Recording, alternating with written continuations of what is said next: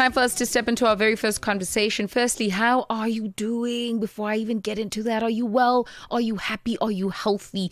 I need to know these things. Find us on WhatsApp. Tell me all about it. +27 83 288 6684.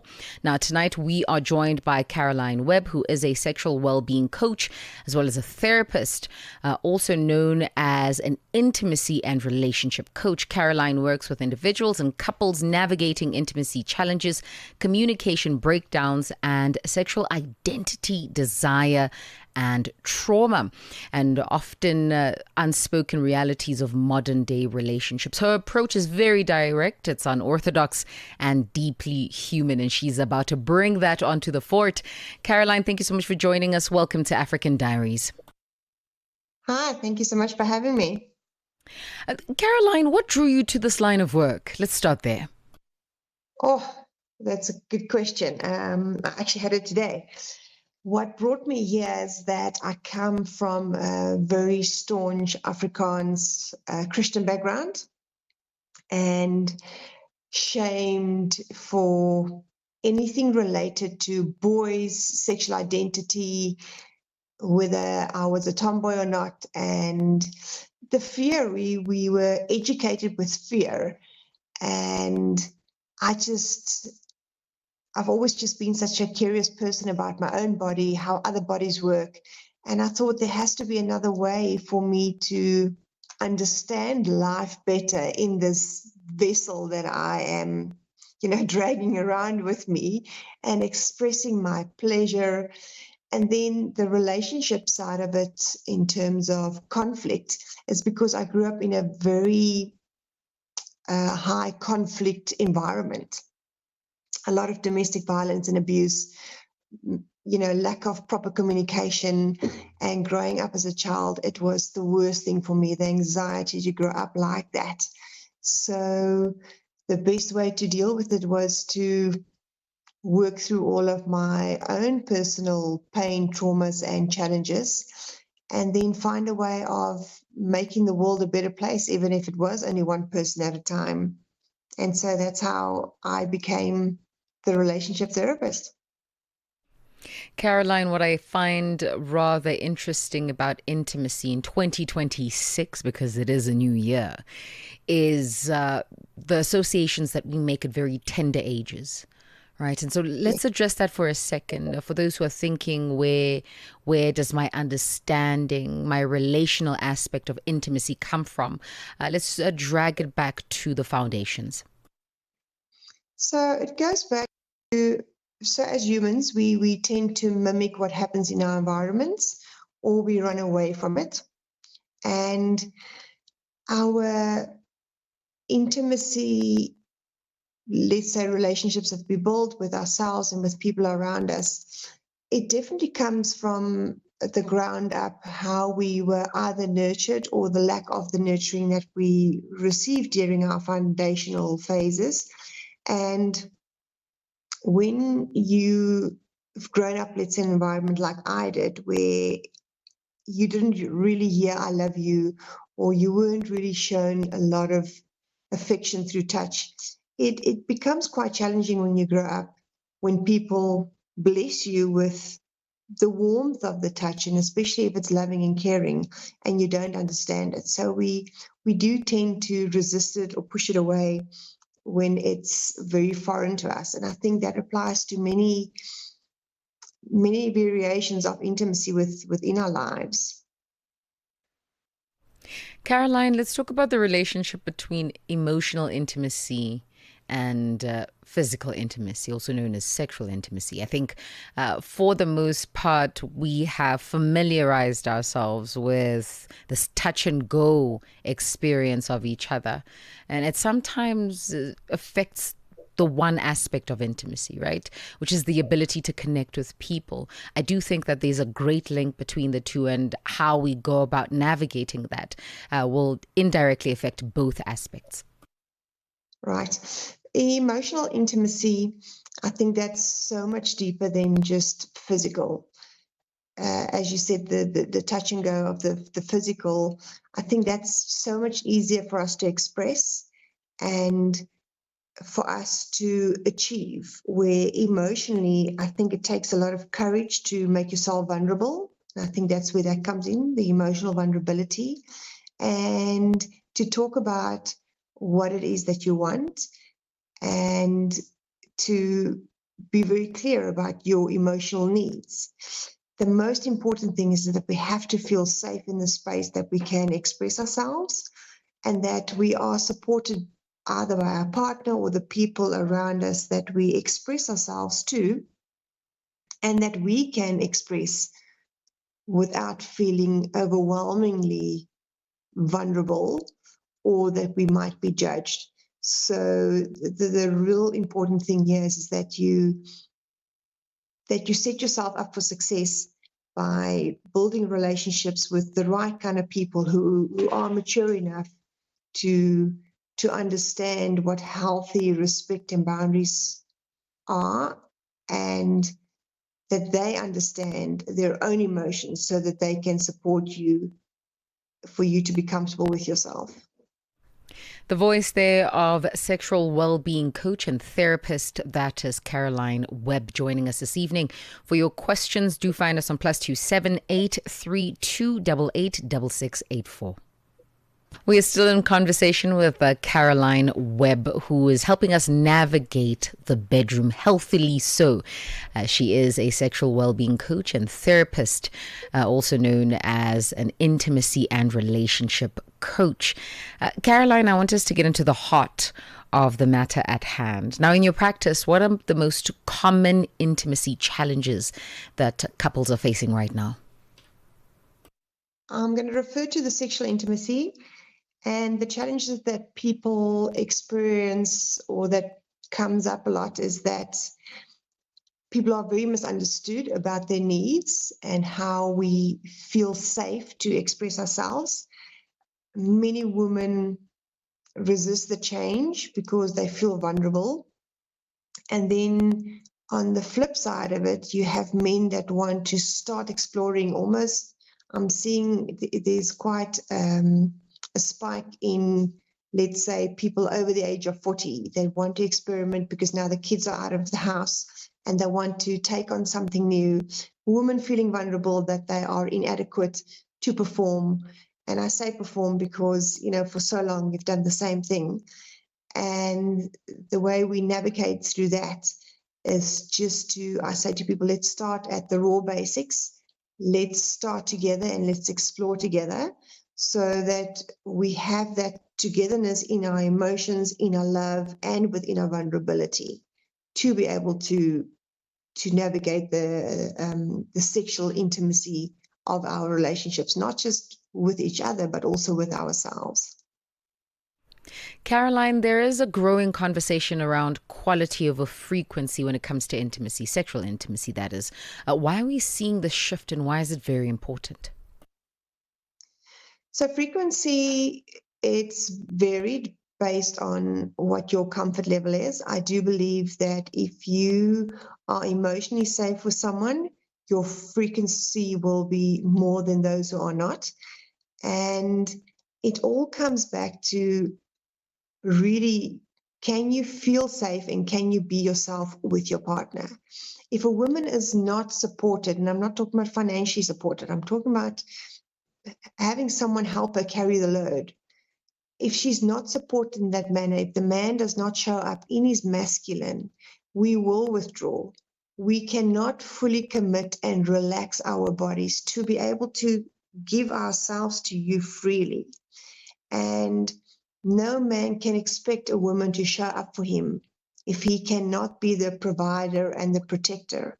So once you step up as a man in your masculine, I can guarantee you that we as women, or the women out there that you might find are not as frequent as you want them to be, that will certainly change.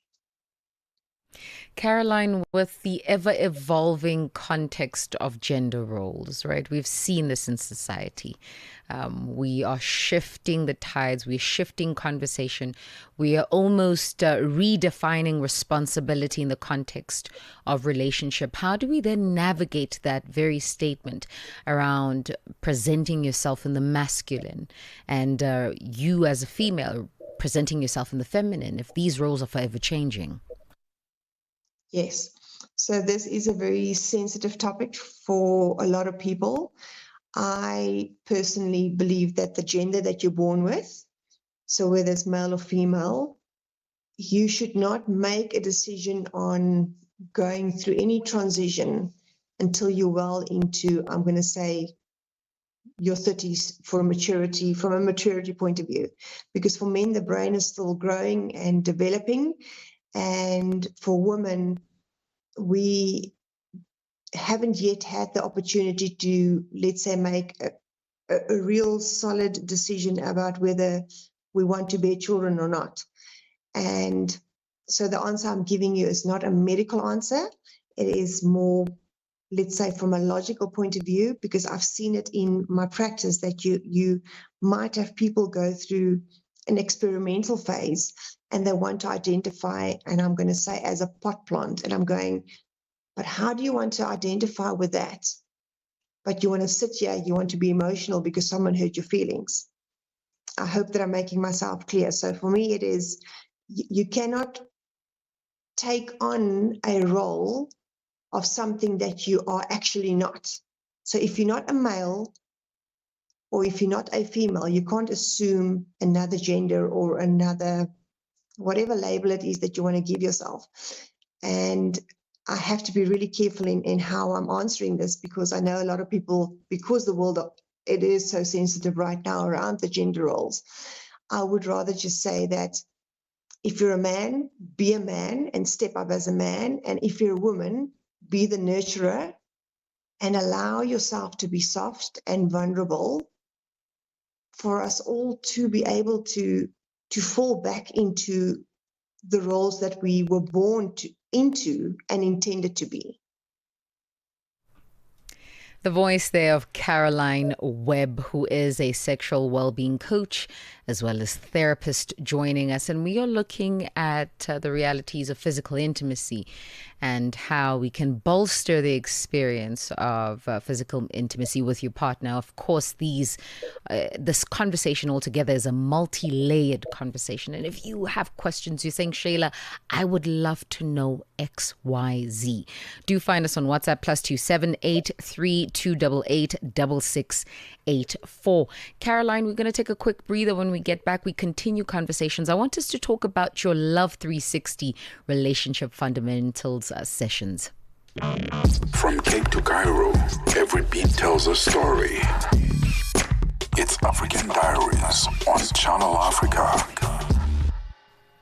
10 minutes before 11 p.m. Central Africa time. We are still in conversation with Caroline Webb, who joins us, and we are unpacking intimacy and sort of getting to the physical end and aspect thereof. Caroline, let's talk about your Love 360 relationship fundamentals sessions. This encourages people to be open about sexual conversations. And what are some of the first encounters that you'd have with people? Because I can only imagine it to be much more cringe in the context of therapy than it is with just your partner. And sometimes people don't want to talk about intimacy, physical intimacy, that is, altogether. Right. When I decided to start the Love 360, I really based it on my first sexual experiences with a partner, because we didn't have a conversation. It was more about, do you think we want to do this thing, and let's do this thing. And before I know it, I blinked and it was gone. And it took me a long time to get to Love 360. So for me, the Love 360 fundamentals, they are about alignment. Are we sexually aligned?